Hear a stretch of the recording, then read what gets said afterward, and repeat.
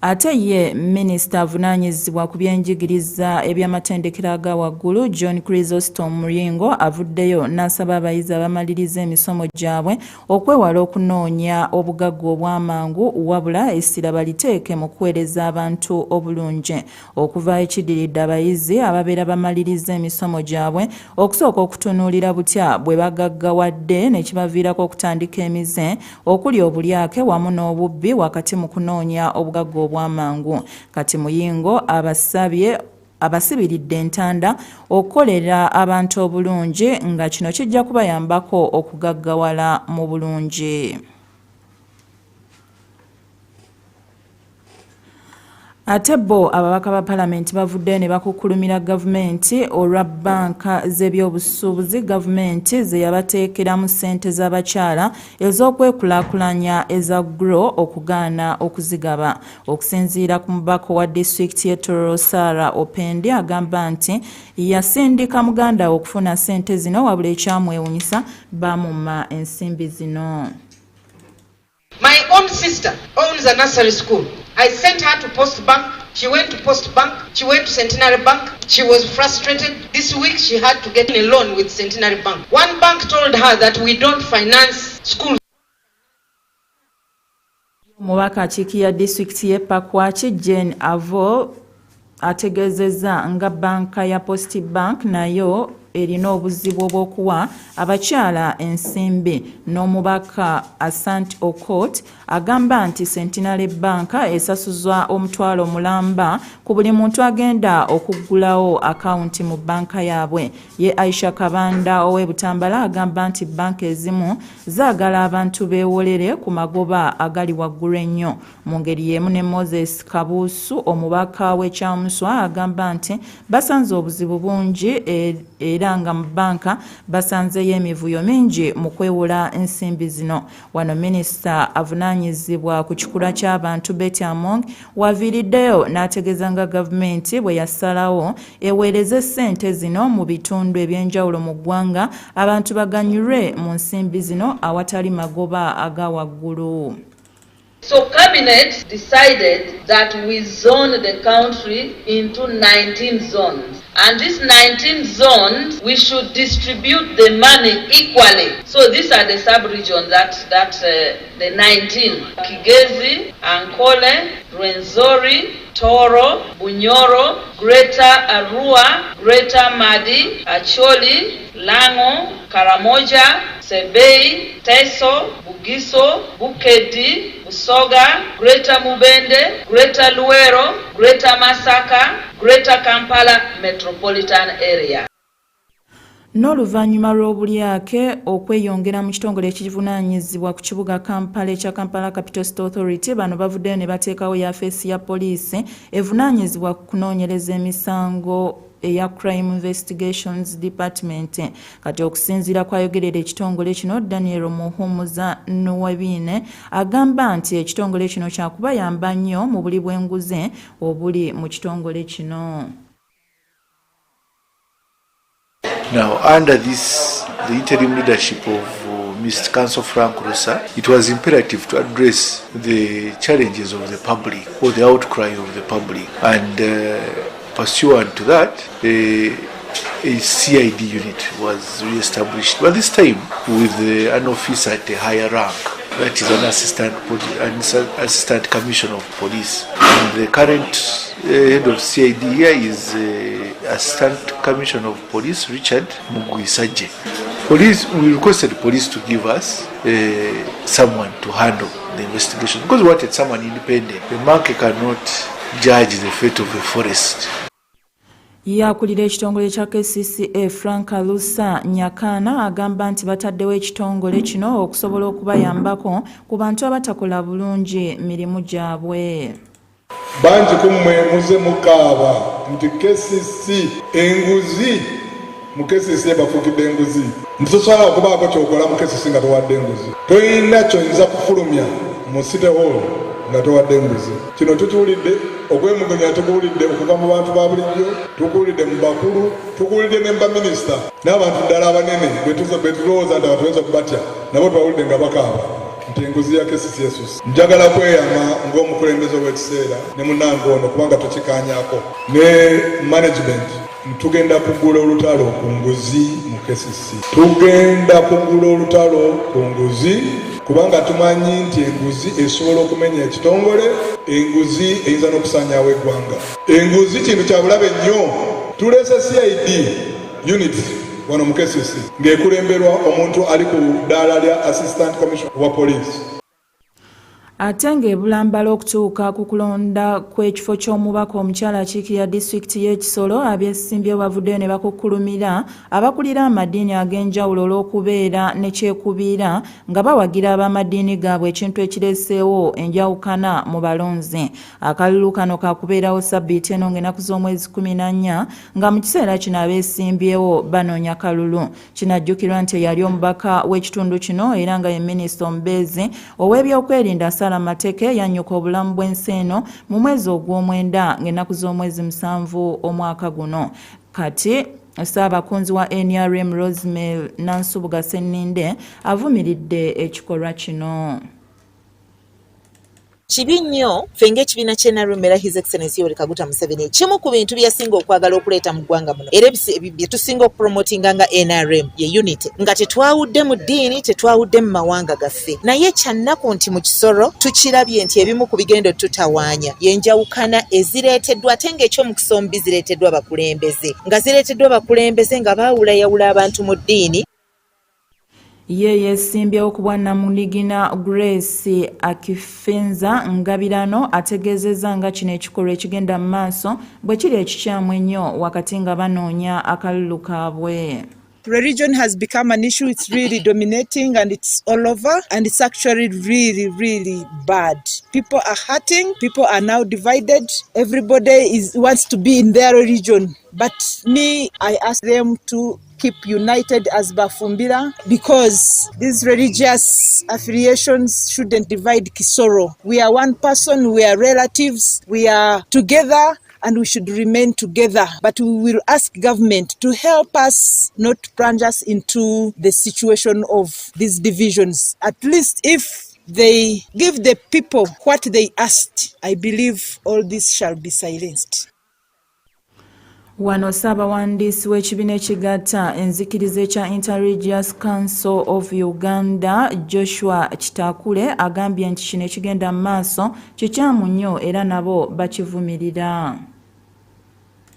I've heard about the incidences in Kisoro by-elections and I was a little disappointed because for a long time the Interreligious Council of Uganda has been working with the faith leaders during election period. And our message has been very clear that as a faith leader, you are a leader of everybody. People come to your congregation they come from different political parties, different political persuasions. And therefore, it will be very disappointing for a religious leader to begin to participate in partisan politics by identifying yourself with one political party. That is rather unfortunate because we've come up with guidelines, and these guidelines are very clear that a religious leader is supposed to be impartial. Why? Because when the contestants have an issue, it will be the role of the religious leader to mediate. Unfortunately, if a religious leader then is involved or takes sides with one political party, it will then be very difficult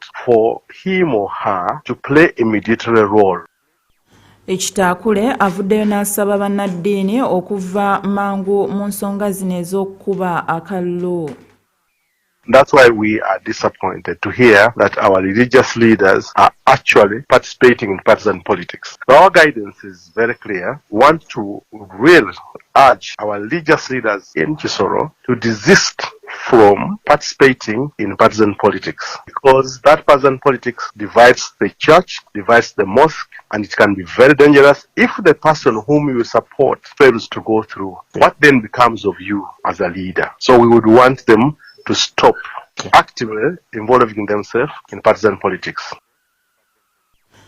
N'abakulembeze mu disitulikiti Namayengo bavuddeyo ne bawera disco ezibeerawo ng'abantu bafiiriddwa ez'amatanga wakati mu kuziyiza ebikolwa eby'okukabasanya abaana abatannaba kwetuuka. Disco ez'amatanga zigendereddwamu okusonda ssente z'okuziika omuntu abeera afudde. Kati ssentebe wa disitulikiti y'e Namayengo Ronald Sanya agamba nti basazeewo baziggyewo kubanga abaana basusse okwonooneka. Wabula omubaka omukyalo wa disitulikiti y'e Namayengo Margaret Makoha Namayengo si musanyufu n'enteekateeka eno era ng'agambye nti basaana baddemu okwekenneenya ensonga eno.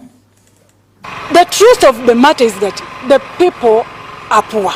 We still need help from one another if we are to give a decent burial to some of our departed friends. What I oppose is the issue of bringing even children on this fundraising. But if we said no fundraising should take place, then we shall also find challenges with our families who are desperately in need of this help. So the solution should be with us, the communities. Either we go on fundraising during the time, or as the elders, adults go at night, they should make sure that their children remain at home. So, but saying we should ban completely, we are going to again face other various challenges.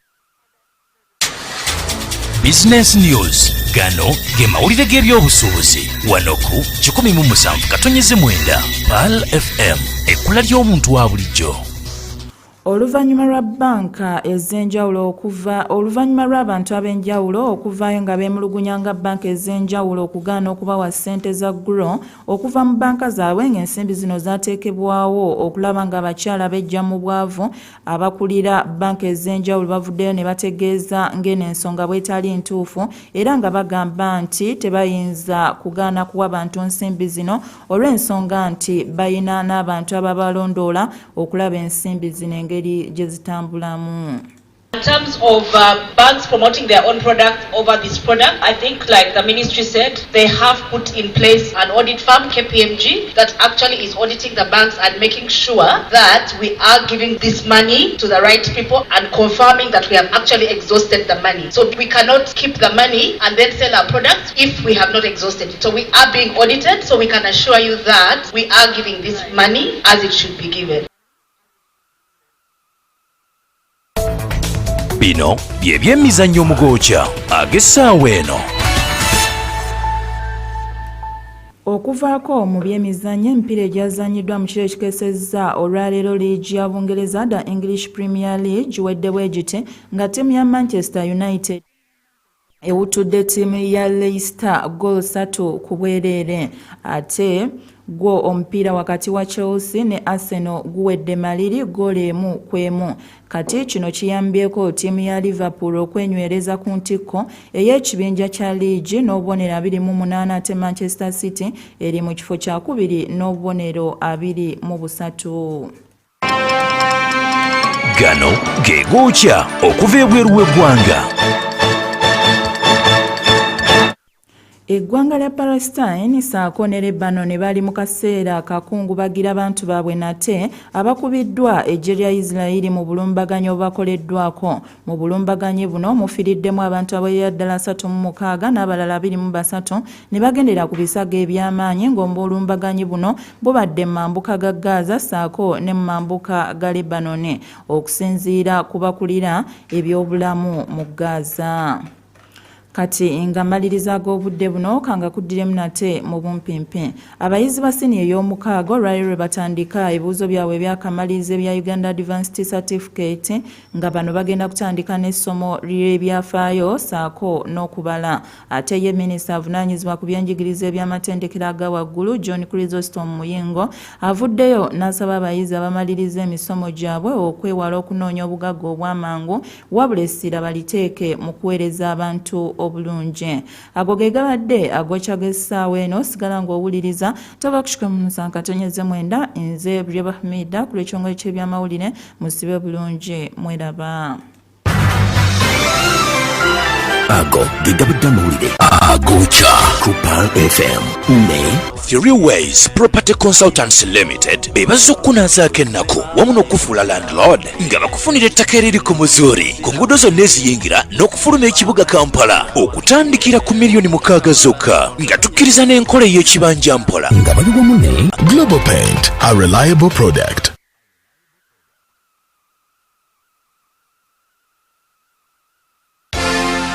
ebiranga eby'enjawulo ku Pearl FM. Eddakiika ziri 18 zimaze okwawukana ku ssaawa 3 ez'amakya g'olunaku olwaleero akadde ka birango by'owana ku 19 nga bikusomerwa BULYABA HAMIDAH. Mukaro Enterprises Uganda Limited nkwanjulira hardware agagadde kutuusaako buli kalonda yenna ow'ebizimbisibwa mu ggwanga bakutuusaako ebintu bino wamanga sementi emitayimbwa emifaliso emisumaali tanka amabaati ne langi eya buli kika saako n'ebyamasannyalaze basangwa Cold Kampala Rashid Kamis Road Busega bali next to Shehu Masaka Road Wampeewo Gayaza Road okumanya ebisingawo kwa kuzira 7 16 ne 05 15 White Star Magiki Premium ye sabuni obungo ompya jjude ebirungo ebyenjawulo okuva mu bidika ayogerwako era eyewunyisa buli mukyalawo gula White Star Magiki obunga ku dduuka erikuli okumpi oba supermarket wuli ekyamagero ekikumi engoye zo nga nnyonjo. Lost Form Mattresses bannayuganda n'abatali bannayuganda mwenna basangibwa Embalala ku Jinja Road bakoledde emifaliso mbika ebyenjawulo balina spring mattresses, fit ship mattresses, balina high density, balina tap edge mattresses, open ended mattresses, baby coat nga gino gy'abaana. Emifaliso gino gisangibwa ku matabi ag'enjawulo. Lost Form Mattresses outlets zaabwe ziri ku Jinja Road, Lubaga Road bali kumpi ne Furniture House, Kawempe bali kumpi n'akatale Sekaziga House ku Channel Street n'amatabi amalala nga Gayazaarwa, Gulumbalala, Hoima ne Jinja. Okumanya ebisingawo kuba ku 07000027 Lubaga Road branch ne 0703482468 eya Factory.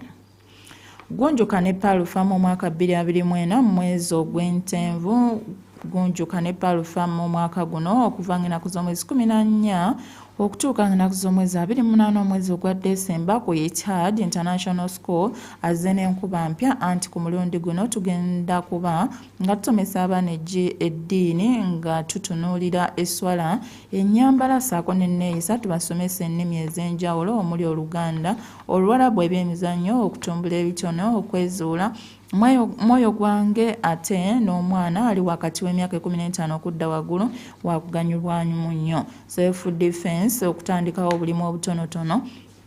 Leeta omwana wo ali wakati w'emyaka 6 paka 18 ayogereko n'omuntu yenna gwe yali yeegombye naye nga tafunanga mukisa gumulaba okuva ng'ennaku z'omwezi 14 okutuuka nga 28 December ku Etihad International School mu Kira Municipality. Byonna mugunjuka ne Pearl Farm tuzze n'enkuba mpya okumanya ebisingawo kuba ku 0700354455 ne 02009267 ebibadde ebirango byaffe eby'essaawa eno sigala ng'owuliriza tuba kukikumza nkatonyeze mwenda nze BULYABA HAMIDAH tuba ku mukuto tugenda mu program okubuulirira kw'okumakya.